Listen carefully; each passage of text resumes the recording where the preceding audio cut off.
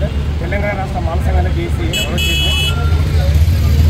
తెలంగాణ రాష్ట్రంలో ఎస్సీ వర్గీకరణ అంశం మీద రాష్ట్ర ప్రభుత్వం కాంగ్రెస్ పార్టీ రేవంత్ రెడ్డి గారు తీసుకున్నటువంటి విషయం ఏదైతే ఉందో అది పూర్తిగా మాలకు వ్యతిరేకంగా ఉన్నది.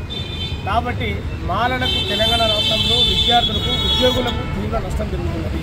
ఆ విషయంలో ఏదైతే 99 జీవో తీసుకొచ్చారో ఆ జీవోలో ఉన్నటువంటి లోపాలను సవరణ చేసి రోస్టర్ విధానంలో 20 లోపు రోస్టర్ ప్రయత్నం కేటాయించాలని మేము డిమాండ్ చేయడం జరిగింది. 5 నుంచి 7% రిజర్వేషన్లు పెంచాలని చెప్పి మేము డిమాండ్ చేయడం జరిగింది. ఆ విషయంలో మరి నిమ్మకు నీరెత్తినట్టుగా రేవంత్ రెడ్డి గారికి అదేవిధంగా కాంగ్రెస్ పార్టీకి ఎలాంటి కూడా చీమకుట్టినట్టు కూడా లేదు. కాబట్టి ఈరోజు మేమందరం కూడా తెలంగాణ రాష్ట్ర మాల సంఘాలు చేసి ఆధ్వర్యంలో 50 మంది మేము నామినేషన్లు వేయడం జరిగింది. ఉద్దేశపూర్వకంగా కాంగ్రెస్ ప్రభుత్వం రేవంత్ రెడ్డి 40 మందిని రిజెక్ట్ చేయించడం జరిగింది. 10 మంది అభ్యర్థులు బరిలో ఉన్నారు. ఈరోజు మేము ఉన్నటువంటి బై ఎలక్షన్స్ ఏదో జుబ్లీస్ ఉందో 7 డివిజన్లో ప్రతి పోలింగ్ బూత్లో మేము పోయి తిరిగి చూస్తున్నాము. మరి అక్కడ ఇది ఏదైతే మన ఎలక్షన్ కమిషను అదేవిధంగా పోలీస్ డిపార్ట్మెంట్ వాళ్ళందరూ కూడా విఫలమయ్యారు. అంటే ప్రభుత్వానికి అనుకూలంగా సానుకూలంగా ఉండి మరి ఎక్కడి నుంచో ఎమ్మెల్యేలు ఎమ్మెల్సీలు మంత్రులు నాన్ పనులు ఉన్న వాళ్ళందరూ కూడా ఇక్కడ మొత్తం పర్యటిస్తారు.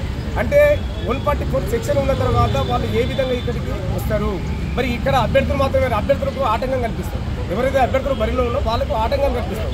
అంటే ఈ ప్రభుత్వం అనేది ఓడిపోతుందని మనకు భయముట్టుకుంది.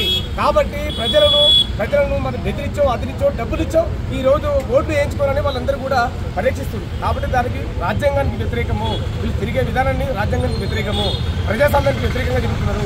కాబట్టి వీళ్ళకి భయముట్టుకుంది. ఏదైతే కాంగ్రెస్ ప్రభుత్వము ఈ 2 సంవత్సరాల కాలంలో వాళ్ళు ఇచ్చినటువంటి హామీల్లో మొత్తం అట్టర్ డ్రాప్ అయింది. కాబట్టి వాళ్ళకు భయముట్టుకుంది. ఈ రోజు విద్యార్థులకు ఏదైతే ఉద్యోగ క్యాలెండర్ ఉందో ఆ ఉద్యోగ క్యాలెండర్ కూడా రిలీజ్ చేయలేదు. మరి అదేవిధంగా 42% ఇస్తున్నటువంటి బీసీలకు రిజర్వేషన్లు కూడా అట్టర్ ఫ్లాప్ అయింది. వాళ్ళు మొత్తం వాళ్ళంటే చేస్తామని చెప్పడము, వాళ్ళ సామాజిక వర్గంతోనే మళ్ళీ కోర్టులో కేసు వేయించడం. అంటే ఇది అంతా కూడా మరి బీసీ వర్గాన్ని కూడా మోసం చేస్తుంది, ఎస్సీ షెడ్యూల్ కులాలను కూడా మోసం చేసింది. కాబట్టి అట్టర్ ఫ్లాప్ అయింది. కాబట్టి ప్రజలందరూ కూడా గమనిస్తారు. మరి కాంగ్రెస్ పార్టీ ఓడబోతుంది.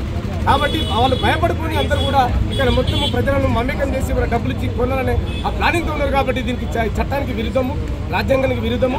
మరి అదేవిధంగా ఎలక్షన్ కమిషన్ ఇమీడియట్లీ అలర్ట్ అయ్యి వాళ్ళందరూ కూడా ఇక్కడ నుంచి పంపించాలి. మున్పటి శిక్షణ ఉంది. కాబట్టి దీనిని దృష్టిలో పెట్టుకొని అన్ని రాజకీయ పార్టీలు కానీ ప్రజాస్వామ్యం కానీ గమనించి ఈ పార్టీని ఓడించాలి. ఒకసారి ఓడిస్తే గాన మరి ఈ పార్టీకి బుద్ధి వస్తుంది. మరి అన్ని ఏవైతే హామీలు ఇచ్చారో హామీలు కూడా నెరవేర్చుకోవడానికి మళ్ళీ ఒకసారి నిమజ్జనం. కాబట్టి ఈసారి కాంగ్రెస్ పార్టీని ఓడించాలని ఈ సందర్భంగా మేము డిమాండ్ చేస్తాం.